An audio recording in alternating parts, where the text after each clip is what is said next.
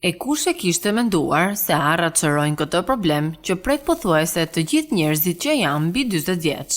Ashtu si pjesa më e madhe e frutave të thata, edhe arrat janë një prej ushqimeve më të dobishme, të cilat mbajnë në kontroll nivelin e kolesterolit dhe shmangin rreziqet kardiovaskulare.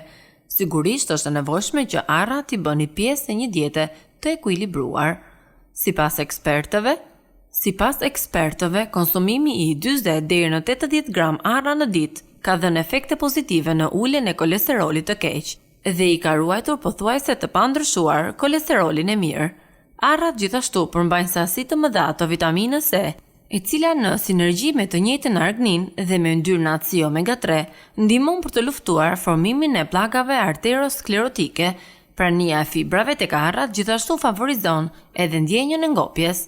Sipas një studimi nga American Journal of Clinical Nutrition, konsumimi i 42.50 gram arra në ditë, 6 ditë në javë për një muaj rresht, mund të zvogëlojë kolesterolin në total me 5.4% dhe kolesterolin e keq me 9.3%.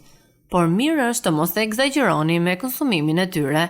Arrat janë të mira për zemrën, por duke qenë të pasura me kalori, është mirë të mos i kaloni gramët e këshilluara.